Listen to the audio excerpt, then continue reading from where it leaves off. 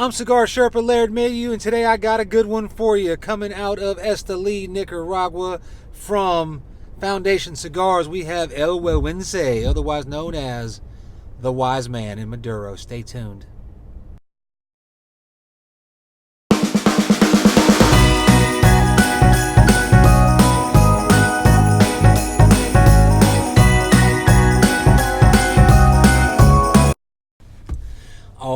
All right. Welcome back to this fine North Carolina day. It's raining today, so that puts me in the truck just about all day before Christmas Eve, trying to get all my invoices cleared and checks in and live my life. Anyway, like the intro said, today I'm bringing you a very special cigar I'm very excited about. It comes out of the Foundation Cigar Company in Esteli, Nicaragua, owned and operated by Nick Melillo. He's formerly of Drew Estates. He was like their master of tobacco or master blender when he worked there. But he is, like I said, I think I mentioned him in another review. If you watch any interviews on him and you're like a cigar nerd and a tobacco nerd and really interested in how things are developed and made and from start to finish, this guy really brings it to a whole new level. He's just very passionate about it. I can listen to him talk about it all day. Matter of fact, Nick, if you ever catch one of these reviews, man, I got a seat for you anytime. I'd love to sit down and talk to you, smoke a cigar with you. But with all 40 of my views, I'm sure you're excited about that. So what we have today is the Robusto. It's a 5.5 by 50 ring gauge, so 5.5 is going to bring me down here. I got about a 6.5 inch hand. Thereabouts. 50 ring gauge. It's got a soft box press. Very lovely wrapper on this, and it's a San Andres wrapper from Mexico, which is different than the original El Gueguense that came out as a El Gueguense. Nobody could pronounce it. Nobody could read it because it starts like a G-U-E. So they finally translated it to English, anglicized it, so 95% of their buying market could understand what it was. And then it took off. I think it came out in 2015. In 2018, last year, it was like number 3 on Cigar Aficionado's list, which is a pretty impressive list to make. So really looking forward to it. So it's got a Mexican San Andres wrapper.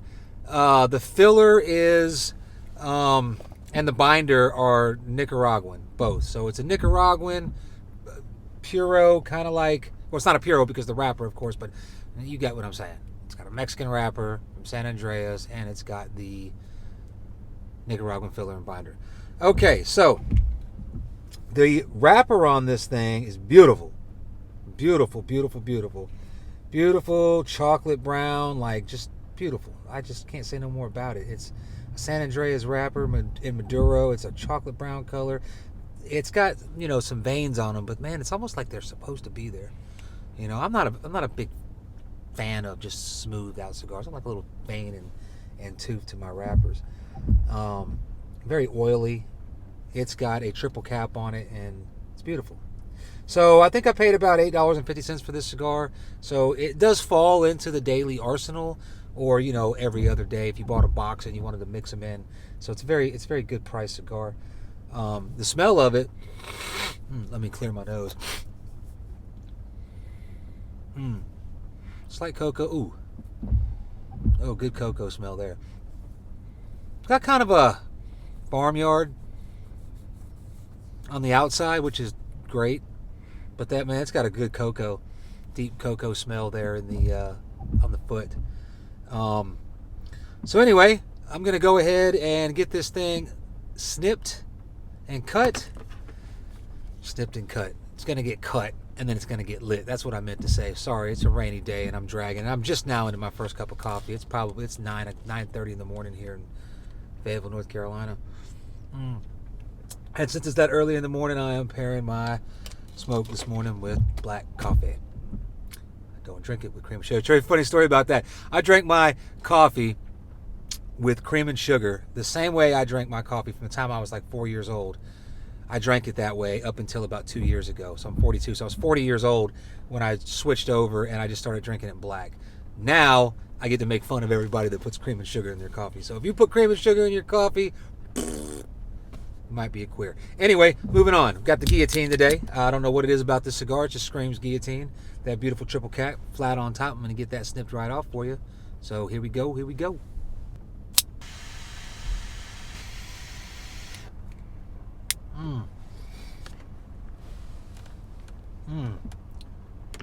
Wow. Wow, right away.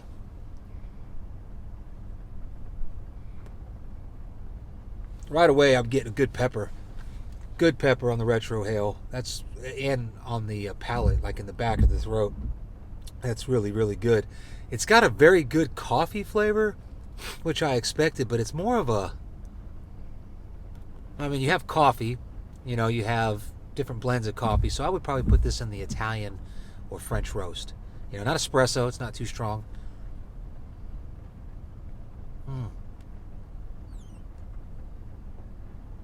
Baking cocoa, because it's got a cocoa flavor, but it's like a bitter. So, wow, that's got a good kick to it. Beautiful. So, a little bit about, let's see if I can tell you a little bit about this cigar. They came out with the El Gueguense / the Wise Man in 2015. I'm not sure when the Maduro dropped with the San Andres. I'm not sure about that. But what Nick wanted to do was he wanted to create a cigar with a San Andres wrapper that was unlike other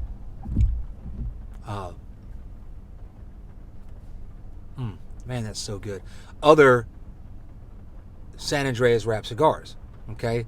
Now, what he meant by that, I'm not sure. I can only guess that most of the time a San Andres wrapper is wrapped around a medium to full-bodied, not very complex cigar. I mean, good spice, good flavor, good peppery finish on a cigar. But this being this is like, I guess what we would consider a boutique cigar. I mean, it's a very complex cigar. It looks like it's going to be a slow roller. I mean, and what I like about it is, one of the things that I automatically like about it is that foot smoke is just the way I like it. I'm not pulling on it. It ain't smoking out the whole car and everybody else in the room like the Liga Privada or just about every other Drew Estate cigar that I've smoked. Even though he's not with Drew Estates anymore. I mean, he's got his own little gig there, and he's got other blends like Charter Oak, Tabernacle. He's got some infused. I don't know what it is. It's got like the Jamaican Rasta colors on the band, but like I said, I'm not into infused cigars, so you will only see me review an infused cigar if there's somebody like that wants to go head to head and like maybe debate back and forth or talk crap to each other about them. Then you might see me with a infused cigar. But not much I can say about this for now. See, I got my notes here. Mexican San Andreas. Binder and filler is Nicaraguan. Like I said, the construction, beautiful. I mean, it's probably, you just couldn't get it. I couldn't say it's beautiful, but this other cigar was more beautiful. This is top of the line construction right here. The seams are visible, but almost invisible. I mean, you have to look for them. The leaf is just, it's great. The burn on this thing, that's probably from my crappy light, but look at that. It is razor sharp. And it's just barely burning, and the draw is not too tight. Yeah, it like sits back and waits on you. So anyway, so far we've got a good pepper flavor. We got a French coffee, like a French roast coffee, very complex, very good leather flavor, and the chocolate flavor I'm more associating right now with baking cocoa. So I can't really tell you much about it, and unless I shut the heck up and I go ahead and get on into the first third and get through the first third and into the second third and come back and tell you about where it's at. Stay tuned.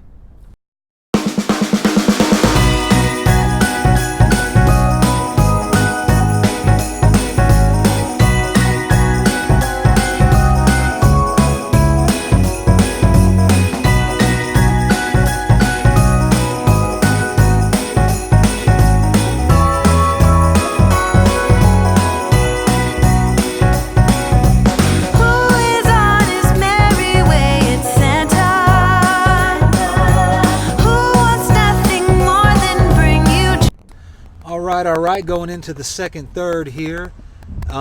So the flavors really haven't transitioned that much. I mean, it's pretty much, I've got that good,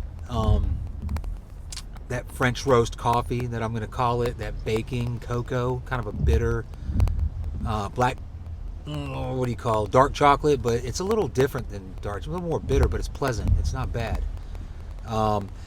The pepper did kind of peter off a little bit, and it went from a black pepper to more of a red pepper. Like the pepper was there, but it wasn't like burn. It wasn't like tingling or anything. It was just kind of very subtle in the back of the palate, and very subtle on the retrohale. Now that could be due to this weather. Got a bit of a stuffy nose. I mean, I can breathe through, but sometimes, you know, if you're a little clogged up there, you won't get smoke on every receptor. So it's a very smooth pepper finish, and it's kind of towards the back of the retrohale. So you get all the retrohale out, and as it's petering off, right here at the top, you kind of get like a red pepper. Very good cigar. So, you know, a lot of people too, I like to give a little history on the cigar as much as I can, but where the name comes from. I guess in Nicaragua there's a folklore about deceit for monetary gain, and it's called, you know what, I don't know what it's called. I know the main character is El Gueguense. So El Gueguense is the wise man. So, you know, like in Nicaragua, even to this day, I was told by a friend of mine that's from Nicaragua that whenever there's any type of political scandal, or let's say secret meetings taking place in the basement, and partisan impeachments and attempts to take over the government against the will of the people, they will refer to El Gueguense. Good thing none of that happens in the United States, right? Anyway, back to the cigar. Burning great. It's burning great. It is burning great. The draw is perfect. It's what I like. It's a little tight, but I want to know. That's wrong. It's not tight. It's got some resistance, which is good. When you're not puffing on it and pulling through it, there's hardly any foot smoke. I like that. And like I said, I'm probably 30 minutes into this cigar, and I'm not even halfway through it yet. So burn time on this, you're going to have to dedicate some time to it, and it's well worth the sit. I personally like a little bit more pepper kick on the retrohale, but I am not complaining. So I'm going to go ahead and get past this next third here, get down to the band where I'm taking it off, and get into the last part of the cigar, and we'll wrap this up.